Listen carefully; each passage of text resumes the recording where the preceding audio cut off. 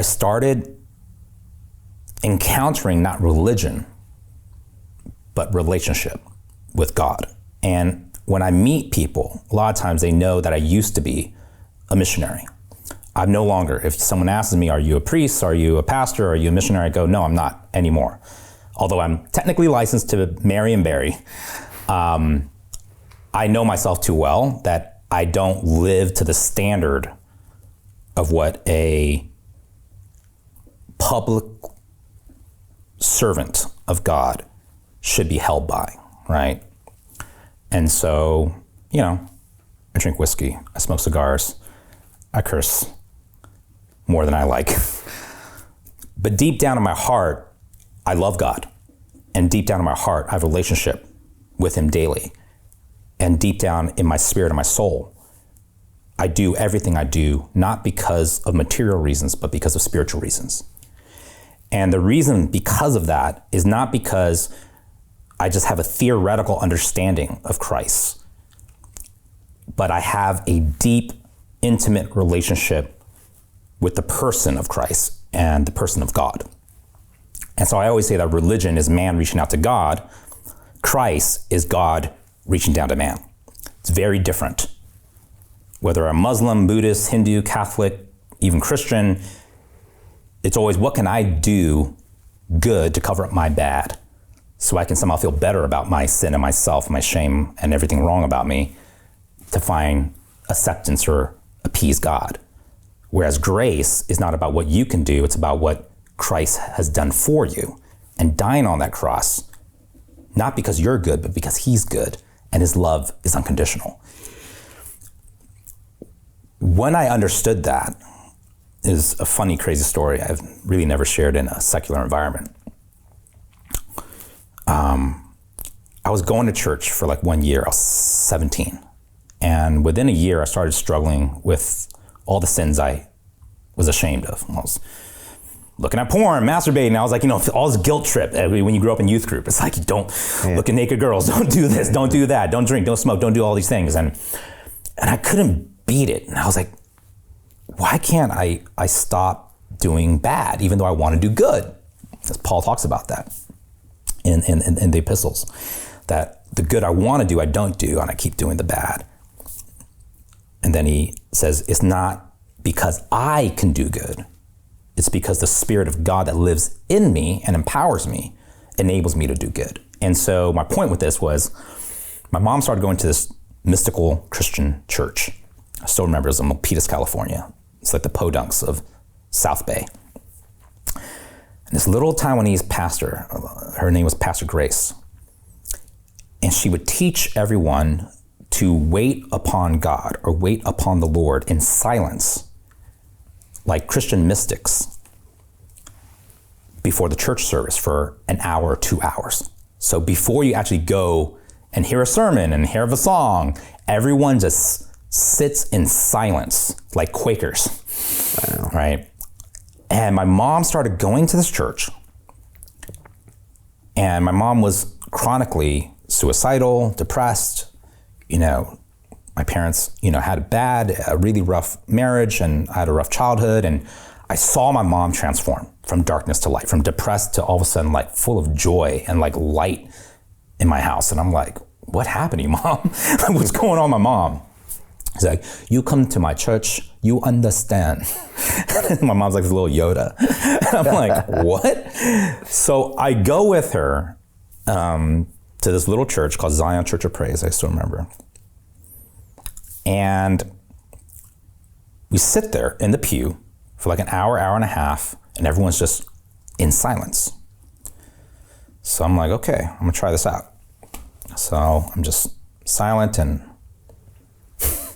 peeking, looking around. My ADD's kicking in. And I somehow just start forcing myself to just meditate, pray, focus on Christ. Maybe 30 minutes, 40 minutes goes by, and I remember like my thoughts that were like everywhere starting to subside. My body, for some reason, was no longer the focus. And all of a sudden, I feel this presence of God come over me and fill me. And I go out of body. And I get taken back 2,000 years ago to the actual crucifixion of Christ. And I see him hanging on the cross, profusely bleeding for me. And I feel like liquid love, like just pouring over my body. And I'm just like weeping. And I knew at that moment that God loved me. I open my eyes and the whole place is empty. The chapel that I was in. Apparently, 2.5 hours or so have gone by. And I came back into my body and my mom was waiting out in the parking lot for me. I literally got taken out of time and place. I didn't know what happened. I remember walking to my mom's car and opening the door and she looked at me and she goes, "I told you so." And I'm like, "Mom, what happened?" And so she gives me this 7 series cassette tapes. And it was called Waiting Upon the Lord, a scripture in Isaiah 40:31. It says, "Those who wait upon the Lord will renew their strength. They will soar on wings like eagles, run and not grow weary, walk and not be faint." In other words,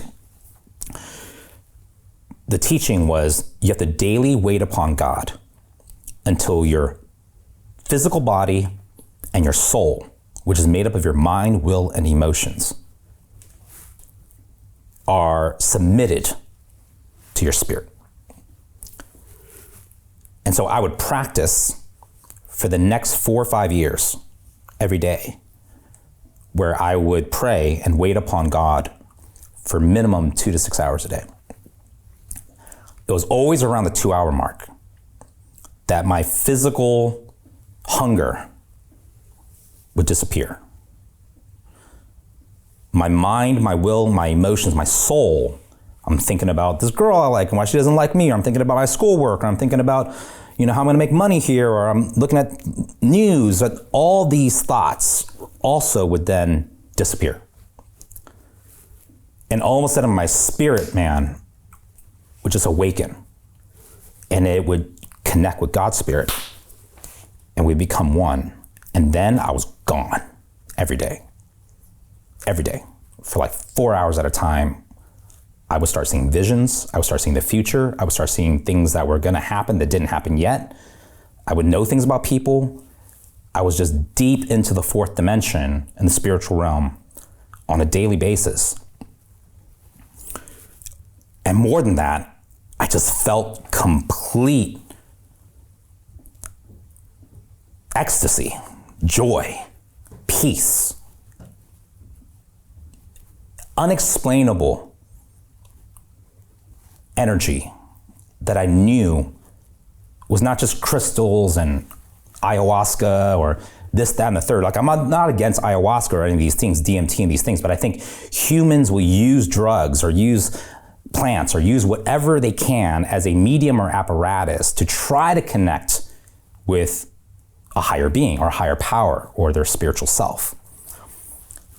I realized I didn't need any of that. I just needed to connect with God.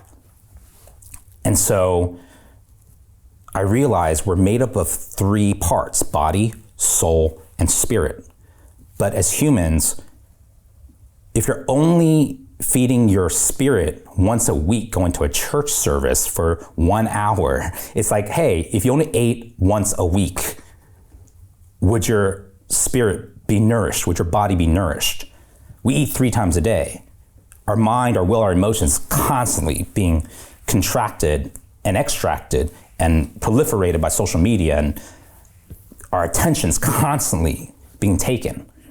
How many of us actually have time to feed our spirit, not our body, our soul? To continue watching the rest of the episode for free, Visit our website londonreal.tv or click the link in the description below.